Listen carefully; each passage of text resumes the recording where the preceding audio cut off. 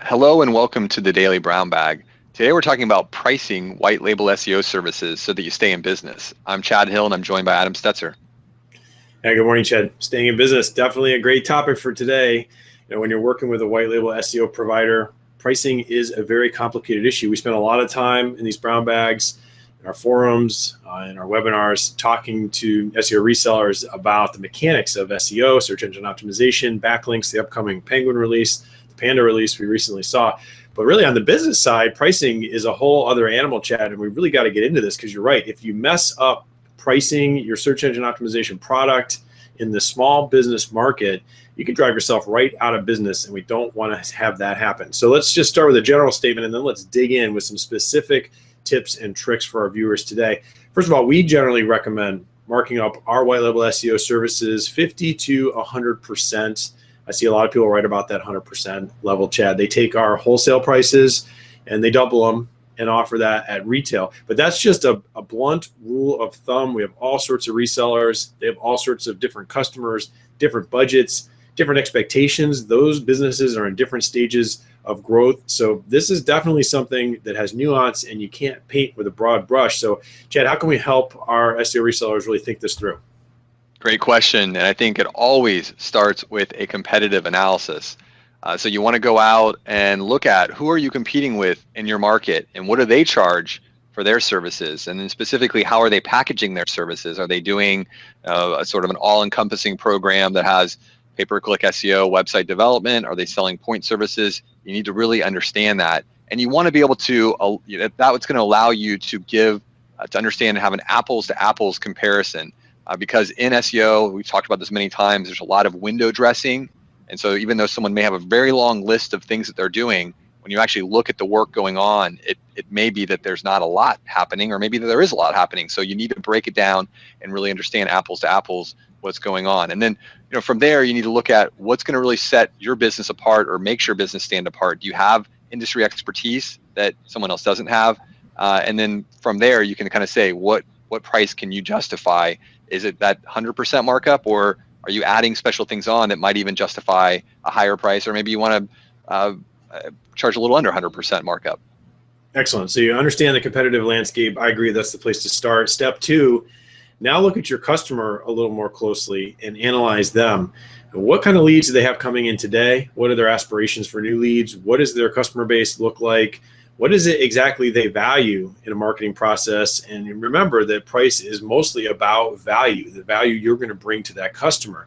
So you may have done this competitive analysis, as Chad said in step one, but then you might get to a customer and it just doesn't ring true for them because the competitors have positioned it in a way that doesn't emphasize the value for your customer. So it's only by understanding what they need, what they can afford, developing some realistic expectations. You're going to hear us say that over and over again. Don't oversell this thing. Try to offer something that's actually going to work for them and meet their expectations. The third thing you want to take a look at, and when you're setting your price, is you want to listen to your customers and your prospects. So you don't really want to pitch what they don't need. If you're bundling in a bunch of stuff that they don't want, of course, you're going to look less competitive against a point service offering that they may be comparing you to. They really are seeking your advice and your expertise, and that's something you can't underestimate when you're talking about these Main Street customers. They're typically not super savvy about digital marketing. That's why they're hiring you. So make sure you understand, what they need, and when you're building out your pricing. Good customer service really does start the minute that lead comes in. If it takes you a long time to get back to the lead, it's an initial sign that maybe you're not going to be as easy to work with as you want to send the message that you are. So make sure that you really are responding quickly to needs in the sales cycle. And then, as we know and talked about many times, it's always more expensive to get a new customer than it is to retain one. So look at your current customers, and maybe there are opportunities to sell more to your current customers. Number four, start small. And I know this is one that a lot of people will say, swing for the fences, go big.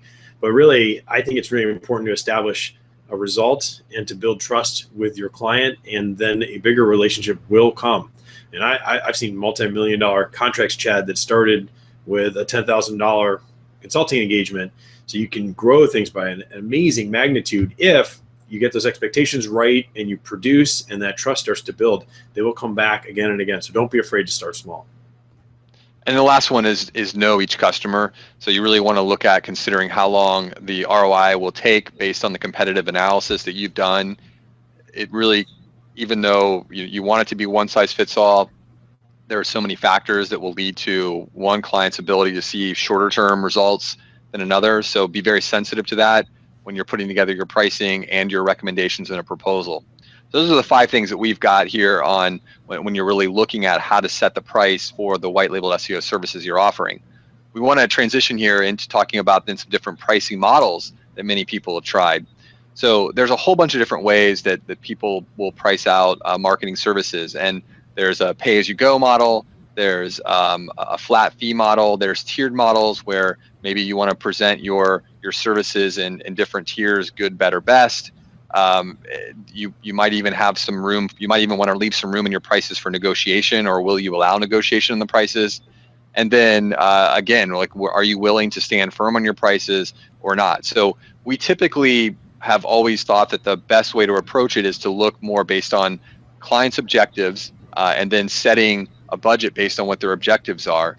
But we also have many resellers who will focus more on initially understanding what the budget is, and then providing expectations or giving goals that are appropriate for that budget. So when we look at ways to price it, we typically are on a monthly recurring revenue with some type of contract that's going to lock them in for 6 to 9 months, because if they're not willing to commit to that type of investment in SEO especially, then you really are going to have some problems showing that ROI. So if they do come back to you and say, I want 30-month out, you might want to say, look, if your time horizons are much shorter, we might want to put you towards pay-per-click. But in general, again, we're on a monthly recurring cycle is what we've found to be the most effective thing. And then making sure you get some type of contract, 6 to 9 months with 30-day termination after that is our recommendation. Excellent. And I'll just close on that point on contracts, Chad.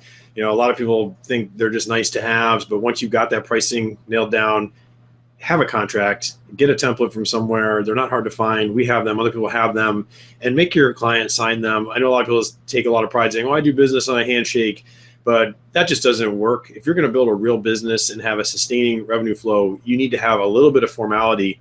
And actually, it's expected. Real business people work with real contracts. It really specifies what your obligations are to each other. And don't start work until you sign them, because you're also sending the message that I'm serious. You can hold me to what I'm promising to do for you, but I'm going to hold you to paying me on time and doing the things, giving me the information you need to provide.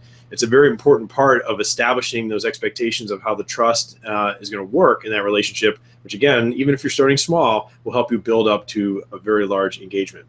Well, that's our coverage today for how to do pricing for white label SEO services. We hope this has been helpful. And as always, if it has, we ask that you hit that subscribe button and join us here for another Brown Bag.